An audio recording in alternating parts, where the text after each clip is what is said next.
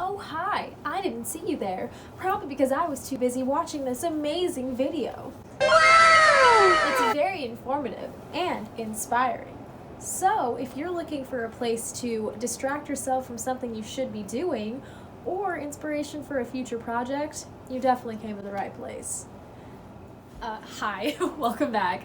So in this video, I make a dress for a wedding in 3 days using scrap fabric I had lying around.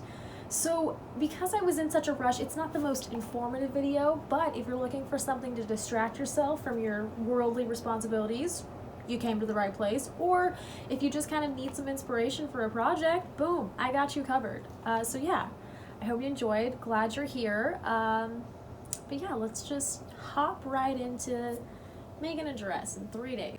Alrighty, so I laid out my fabric to kind of see what I had to work with, and I decided I wanted to start with the straps. And to do this, I used my graduation tassel, just so I could prove that I did in fact graduate from high school. And I'm probably never going to use it again. But it was a great way to measure my straps because I really wanted a low back so I could catch a little breeze while I was wearing the dress. And then I took that tassel and laid it down on the fabric and kind of figured out how long I wanted my pieces to be. And you want to make sure you cut out a chunk that you can cut two 1-inch strips out of. I then quickly grabbed my straps and ran out the door and scurried my booty all the way over to the grocery store in order to buy some coffee so that my parents would make me dinner. I also grabbed some apples, but then I saw these cookies and I was like, that's definitely more important than the apples. I just pulled over to the side of the road because I saw what I thought was a cat, but it was actually a raccoon, and he was very pissed that I pulled over to say hello to him. His name is Randolph, and I think we're gonna be friends. I love you, Randolph. Have a good night. Once the food was acquired, I then sewed my straps right sides together so they were ready to be turned out, which I hate doing, by the way. Turning straps out is probably one of my worst nightmares. But recently I have found a way to do it that makes me hate myself just a little bit less. You know, I actually add straps to things. Before, I just was making everything strapless as a way to kind of cop out the fact that I didn't know how to turn out straps. But now I have no excuse. And this video, by the way, is just me rambling about this whole thing, but my audio was so bad you couldn't really understand it.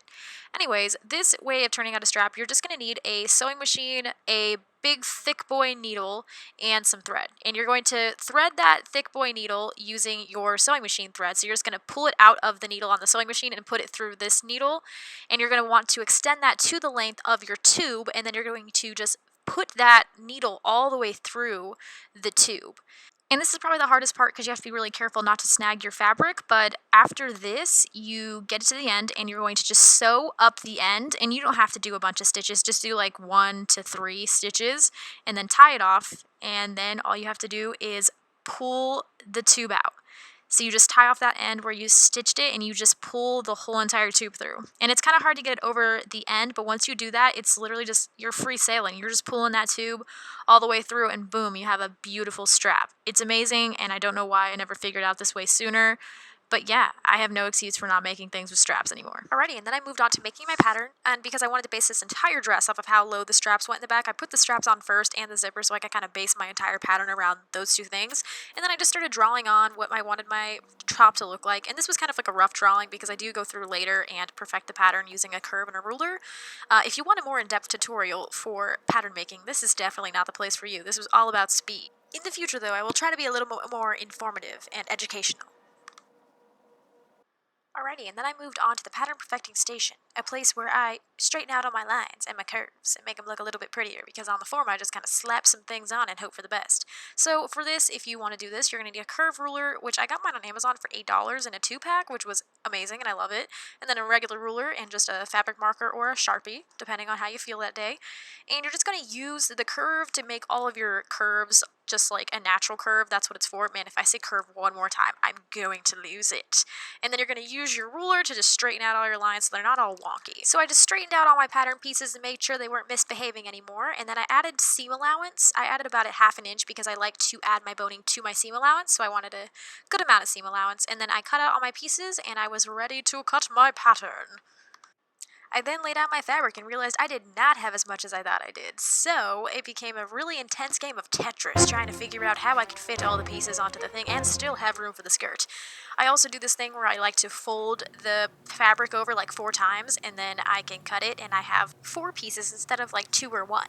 But it honestly makes the game of Tetris much more difficult because I have to try to figure out how to fold everything over. Then, to make the skirt, I used the remaining fabric, which happened to be one gigantic rectangular shape, and I split it into 2 semi-less big rectangular shapes. They were a little uneven, so I went ahead and trimmed the edges to try to make semi-rectangular shapes, and I used my graduation tassel. Then, once I had 2 decently similar rectangles, I began to draw out my pattern, and this is the easiest pattern in the entire world. All you have to do is draw 2 rectangles with ears sticking out. Basically, you want it to look just like the guy from Mad TV. The one that, like, haunted everyone's childhood. Yeah, that's it. It's so simple, and you're just going to do that to one side and then flip it over, and so you can do it to the other side and just make it as even as possible. And this is just going to make sure that we have pockets, because you cannot go to a wedding without pockets. I refuse to live that life. Then I just sewed those 2 faces together, right sides together, up each of the sides, and made sure I included the pockets, so those were part of it, because that's very important. At this point, it was like 3 in the morning. I was kind of losing it, but it's okay. I still had the energy to bind the entire top of my skirt, so I just did about a 1-inch stitch around the entire thing using a needle and a thread, because I tried using my machine, but it really did not gather it the way I wanted to, so I decided to hand stitch it, and it worked really nicely. And then after I was finished basting, I just grabbed the 2 end threads and I gathered the entire skirt together. And then to make sure those gathers stayed in place the way I wanted them to, I measured it on myself to make sure that the waist was the right size, and then I went ahead and just sewed down those gathers. And because I was too lazy to look for one of my 50 pairs of scissors, I used a butter knife to cut my thread, and I'm going to rate it a 2 out of 10 because it sucked. And after the gathers were sewed down, I went ahead and cut the slit in the back for my zipper, and I tried it on the dress form to make sure that that was centered, and it was. And now we take a brief but very important intermission where I bleach my hair. And I ordered this bleach online, but look how big that bottle is. I thought it was just a normal sized bottle, but I got it in and I was like, dang, this is like for an entire household. So stay tuned for me convincing my family that they also need to bleach their hair. Anyways, yeah, I mixed my powder with my developer. I'm not a professional, so do not do what I'm doing in this video, probably, because I don't know what I'm doing. And then I used these roofing gloves because I didn't have any like hairdresser gloves, and they did not work very well because they have a bunch of like grips on them, so they kind of just kept ripping my hair out, but I continue to use them, and I'm still using them to this day because I just am too lazy to get any other gloves. So yeah, I put the bleach on, I put it in a little trashy bag, and let it sit for a while. What's up? So my hair looks very orange. I guess it's more like yellow. It's like a yellowy orange. So we got a lot of colors happening. We got like yellowy orange, then we got pink, and then we got blonde at the bottom. So a chambray. But you know, I did the best I could. And you know what they say when you try your best and you don't succeed? Give up. Just kidding. I'm just gonna like get more pink dye at some point and do that. Okay, so pink fixes everything. So we're just gonna put some pink on top of it, and bada bing, bada boom, we're done. So yeah, back to the dress. Right now I'm working on pinning the bodice, and then I'm gonna sew it. So you should have a bunch of pieces at this point. And so you're gonna pin them all together, and you're gonna sew them. Be sure to keep your seam allowance, because if you don't, there will be no space for you to get boned on your bodice to get boned. Alright. Oh, and with that, I'm going to go ahead and take over the voiceover again. So I went ahead and pinned my bodice together, and then I sewed it and made it look amazing. But after that, I definitely got very distracted for the next 17 hours and did things that were unrelated. Here I am doing the Thriller dance for some reason, which, by the way, I do not know, but I was very confident that I did in this moment, so many apologies. I understand this is wrong. This is not correct. I'm unbelieving that you're in love with me.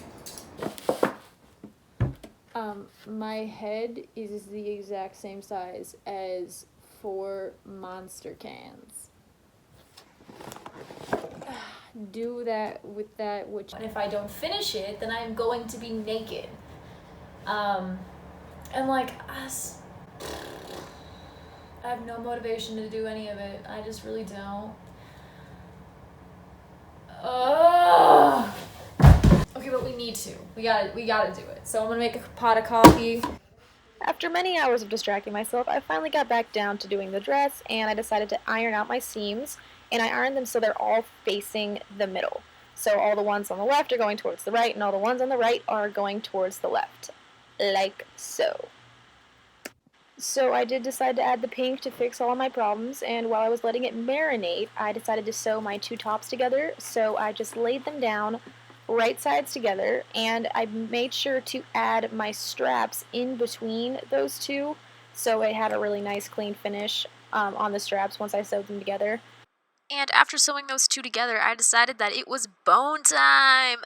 Anyways, I decided to make my boning channels just on one side of my top. I chose the front, and I just sewed down the seam allowance to make that into its own little channel, and then I just be able to put my boning inside.